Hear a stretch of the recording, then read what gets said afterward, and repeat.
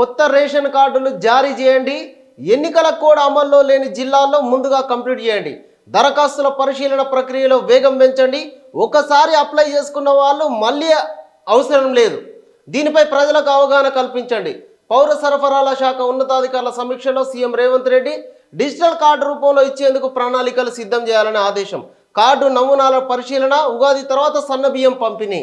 ఇక చూడండి, గత 10 ఏళ్లుగా కొత్త రేషన్ కార్డుల కోసం ఎంతోమంది జంటలు, ఎంతోమంది కుటుంబ సభ్యులు ఎదురు చూసారు. 10 ఏళ్లుగా రేషన్ కార్డులు ఇవ్వనటువంటి పరిస్థితి. కొత్త రేషన్ కార్డులు ఇస్తూ వాటిని డిజిటల్ కార్డుల రూపంలో మనకి ఏటీఎం కార్డు లాగా ఒక డిజిటల్ కార్డు ఇచ్చి ఎక్కడైనా తీసుకునేటువంటి వెసులుబాటు. రెండోది, సన్న బియ్యం ఇవ్వబోతా ఉన్నారు ఉగాది తర్వాత నుంచి. రేషన్ షాపుల లోపల సన్న బియ్యం పండించి సన్న బియ్యాన్ని 500 రూపాయల బోనస్ ఇచ్చి మరి ప్రభుత్వం తీసుకొని ప్రజలకు సన్న బియ్యాన్ని ఇవ్వాలనేటువంటి ఒక మంచి ఆలోచనతోటి ప్రభుత్వం ముందుకు వెళ్తూ ఉన్నది. తర్వాత సన్న బియ్యం రాష్ట్ర వ్యాప్తంగా రేషన్ షాపుల లోపల ఇవ్వడానికి సన్నాహం చేస్తూ ఉన్నది. రాష్ట్రమంతటా కొత్త రేషన్ కార్డుల జారీకి వెంటనే ఏర్పాట్లు చేయాలని సీఎం రేవంత్ రెడ్డి ఆదేశించారు. పౌర సరఫరాల శాఖ ఉన్నతాధికారులతో కమాండ్ కంట్రోల్ సెంటర్లో సోమవారం సమీక్ష నిర్వహించిన ఆయన పలు సూచనలు కూడా చేయడం జరిగింది. మళ్ళా దరఖాస్తులు చేయాల్సినటువంటి అవసరమైతే లేదు. కొత్త రేషన్ కార్డుల కోసం ఇప్పటికే దరఖాస్తు చేసిన వాళ్ళు మళ్ళీ అప్లై చేయాల్సినటువంటి అవసరం లేదని, ఈ విషయం మీద ప్రజలకు అవగాహన కల్పించాలని చెప్పేసి అధికారులకు సూచించడం జరిగింది. ఇంకా మళ్ళీ అప్లై చేయాల్సిన అవసరం లేదు. గతంలో ఏ అప్లికేషన్ ఉన్నదో అదే ఓకే అయ్యేటువంటి అవకాశం ఉన్నది. ఉగాది తర్వాత సన్న బియ్యం కూడా ఇచ్చేటువంటి అవకాశం ఉన్నట్టుగా నిన్న జరిగినటువంటి సమీక్ష లోపల తెలపడం జరిగింది. పర్ క్యాపిటాలో తెలంగాణ 3rd ప్లేస్. 2023-24 GSGDPలో ఈ రాష్ట్రానికి 7వ స్థానం. వ్యవసాయ ఆరోగ్య రంగాల్లో విప్లవాత్మక మార్పులు, తెలంగాణ సమగ్ర వివరాలతో అట్లాస్ పుస్తకం ఆవిష్కరించిన డిప్యూటీ సీఎం బట్టి విక్రమార్క.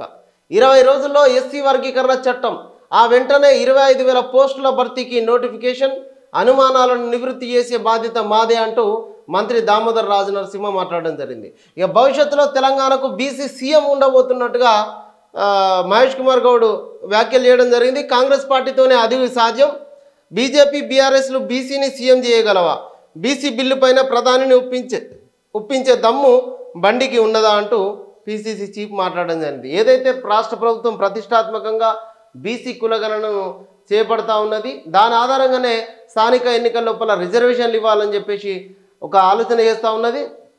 అదేవిధంగా బీసీల ఐక్యత పెరిగిన నేపథ్యం లోపల బీసీలకు రాబోయే రోజుల లోపల బీసీ సీఎంను కాంగ్రెస్ పార్టీ చేస్తుంది. అదేవిధంగా బీఆర్ఎస్ పార్టీలో వాళ్ళు బీసీల గురించి మాట్లాడినా కవితే మాట్లాడాలి, బీసీల గురించి మాట్లాడినా కేటీఆర్ఏ మాట్లాడాలి, కేసీఆర్ఏ మాట్లాడాలి, హరీష్ రావే మాట్లాడాలి. ఆ పార్టీకి ఒక బీసీని రాష్ట్ర అధ్యక్షుడిని చేసేటువంటి దమ్మున్నదా, ఆ పార్టీ బీసీని ముఖ్యమంత్రిగా ప్రకటించేటువంటి దమ్మున్నదా అని చెప్పి మహేష్ కుమార్ గౌడ్ సవాల్ విసరడం జరిగింది. అదేవిధంగా బండి సంజయ్కి కూడా ఒక బీసీని రాష్ట్ర అధ్యక్ష పదవితో పాటుగా ముఖ్యమంత్రిని చేసే దమ్ము బీజేపీ పార్టీకి ఉన్నదా అంటూ బండి సంజయ్కి కూడా ఆ బీజేపీ పార్టీకి కూడా కౌంటర్ ఇవ్వడం జరిగింది మహేష్ కుమార్ గౌడ్. ఒకవేళ అది ఏదైనా సాధ్యమైతే బీసీని సీఎం చేయాలన్నా కూడా అది కాంగ్రెస్ పార్టీతోనే సాధ్యమవుతుందని చెప్పి మాట్లాడడం జరిగింది.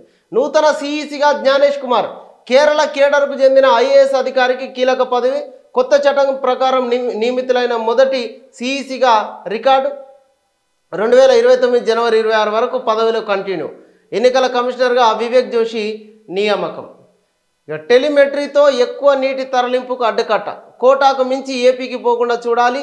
టెలిమెట్రీకి నిధులన్నీ తెలంగాణ చెల్లిస్తున్నది, సగం చెల్లించేందుకు ఏపీ ముందుకు రావడం లేదు. రాబోయే 3 నెలలు అప్రమత్తత అవసరం సీఎం. ఇసుక అక్రమ రవాణాపై ఉక్కుపాదం, రీచ్లను కలెక్టర్లు ఎస్పీలు తనిఖీ చేయాలి, ప్రభుత్వ ఆదాయానికి గండి కొడితే చర్యలు తీసుకోవాలి, అధికారులకు సీఎం రేవంత్ రెడ్డి స్పష్టం చేయడం జరిగింది. ఏదైతే గత ప్రభుత్వం లోపల ఇసుక అక్రమ రవాణాతోటి 1000 కోట్లు సంపాదించుకున్నారు, దీనిపైన పూర్తిగా పర్యవేక్షణ అవసరం. ఆ పర్యవేక్షణ బాధ్యతలను కూడా కలెక్టరు అదేవిధంగా ఎస్పీలు తనిఖీ చేయాలంటూ కూడా రేవంత్ రెడ్డి సూచించడం జరిగింది. ఇందిరమ్మ ఇండ్ల నిర్మాణానికి కూడా ఉచితంగా ఇసుకని ఇచ్చేటువంటి ప్రతిపాదన కూడా పరిశీలిస్తున్నట్టుగా చెప్పడం జరిగింది. ఇక ప్రజా ఆమోదమా ఆఫీసర్ల ఇష్టమా, దాదాపుగా రెడీ అయిన భూభారతి రూల్స్. 2 రోజుల పాటు రాష్ట్ర స్థాయి వర్క్షాప్ నేడు రేపు సీసీఎల్ఏ నవీన్ నేతృత్వంలో ఎంపిక చేసిన రెవెన్యూ అధికారులకే అవకాశం, ఆఫీసర్లు మాత్రమే కూర్చొని రూల్స్ రూపొందిస్తారా, ప్రతికూలతలు తలెత్తుతాయేమోనని అనుమానం, ఈజీ సొల్యూషన్స్ ఉండాలంటున్న నిపుణులు, గత తప్పిదాలు పునరావృతం కావద్దని సూచనలు. భూభారతి మార్గదర్శకాల ముసాయిదా తయారైతున్నది. ఆర్ఓఆర్ 2025 చట్టం అమలుపై నేడు రేపు సీసీఎల్ఏ నవీన్ మిట్టల్ నేతృత్వంలో ప్రభుత్వము రాష్ట్ర స్థాయి వర్క్షాప్ నిర్వహిస్తున్నది. అయితే ఇందులో కేవలం ఎంపిక చేసిన అధికారులకు మాత్రమే ఆహ్వానం అందింది. ఈ నేపథ్యంలో అనేక అనుమానాలు వ్యక్తమవుతా ఉన్నాయి. ఈ వర్క్షాప్లో సెలెక్టెడ్ అధికారులు మాత్రమే కూర్చొని రూల్స్ రూపొందిస్తారా, ముసాయిదా రూల్స్ పైన చర్చిస్తారా, భూభారతి అమలు ఎట్లా ఉండాలో నిర్ణయిస్తారా అనే దానిపైన క్లారిటీ లేకుండా పోయింది. ఆర్ఓఆర్ 2025 రూపకల్పన పైన దేశవ్యాప్తంగా ప్రశంసలు లభించినాయి.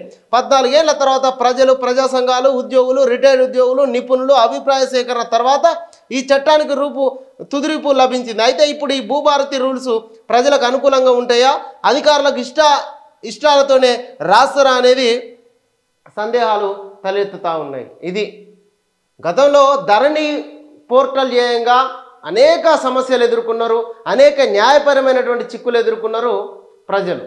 ఇప్పుడు కొత్తగా ఆ సమస్యలను అధిగమించడానికి భూభారతి చట్టాన్ని తీసుకొచ్చారు. భూభారతి చట్టం లోపల ప్రజా సంఘాలు, ప్రజలు అందరూ కూడా మమేకమై ఈ ముసాయిదాను రూపొందించడంలో భాగస్వాములు అయ్యారు. ఇప్పుడు ఈ తుదిరూపు దిద్దేటందుకు ఈ వర్క్షాప్ లోపలికి ఎవరు ఎంపిక చేసిన రెవెన్యూ అధికారులనే ఎందుకు తీసుకుంటున్నారు అనేది ఒక అనుమానం అయితే తలెత్తుతూ ఉన్నది. గతంలో జరిగినటువంటి తప్పిదాలు జరగకుండా జాగ్రత్త తీసుకోవాలని చెప్పేసి కూడా మనం చెప్పాల్సినటువంటి అవసరం అయితే ఉన్నది. ఇక మియాపూర్లో ఎయిర్ క్వాలిటీ వెరీ పూర్ ఇండెక్స్లో 342 నమోదు. 2 బిల్డర్ల విధ్వంసం, సియా బిల్డర్స్, ప్రైమార్క్ నిర్లక్ష్యం. హైదరాబాద్లోని మియాపూర్లో గాలి నాణ్యత చాలా కలుషితంగా మారింది. తాజాగా అక్కడ ఎయిర్ క్వాలిటీ ఇండెక్స్ను పరిశీలిస్తే 342గా నమోదైంది. మియాపూర్లోని నరైన్ గార్డెన్స్ వీధిలో ఉన్న 2 బిల్డర్స్ చేస్తున్న విధ్వంసమే ఇందుకు కారణంగా తెలుస్తున్నది. అందులో ఒకటి సియా బిల్డర్స్, మరొకటి ప్రైమార్క్ బిల్డర్స్. ఈ 2 నిర్మాణ సంస్థల నిర్లక్ష్యం వల్ల చుట్టుపక్కల ప్రజలు తీవ్ర ఇబ్బందులు పడుతూ ఉన్నారు. ఈ 2 రియల్ ఎస్టేట్ సంస్థలపైన చర్యలు తీసుకోవాలి. మళ్ళా హైదరాబాద్ మళ్ళొక ఢిల్లీ కావద్దు, ఆ గాలిని కొనుక్కునే పరిస్థితి రావద్దు అని అంటే ఇగో ఇట్లాంటి నిర్మాణ సంస్థలపైన చర్యలు తీసుకోవాల్సినటువంటి అవసరం ఉన్నది. ప్రజల ఆరోగ్యాలతోటి చెలగాటమాడుతూ ఉన్నారు. 46 కోట్ల చెల్లింపులు జరిగాయా? ఎఫ్ఈఓ సిఇఓకు ఏసీబీ ప్రశ్న. వర్చువల్గా హాజరైన సిఇఓ సీజన్ 9 వివరాలు, 10 నిర్వహణ జరగకపోవడం పైన అధికారుల విచారణ. నీ భార్యను నాకు ఇచ్చేయి, ప్రియురాలి భర్తతో ఓ వ్యక్తి గొడవ. ఇంటి ఎదుటే పెట్రోల్ పోసుకొని ఆత్మహత్యా యత్నం.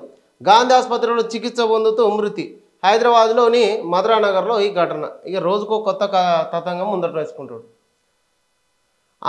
అమెరికా సుంకాల ప్రభావం తక్కువే. భారతీయ ఎగుమతులపైన మరో 20% పెంచినా నో ప్రాబ్లం. మన ఎగుమతులు పెంచితే ఆ భారం తగ్గుతుంది. ఎస్బీఐ నివేదికలో స్పష్టం. ప్రపంచంలోనే 2వ అత్యుత్తమ ఉత్పత్తిదారుగా రిలయన్స్ గతంలో కంటే 11 స్థానాలు పైకి. యాపిల్, నైకీ బ్రాండ్స్ని బీట్ చేస్తూ ముందుకు.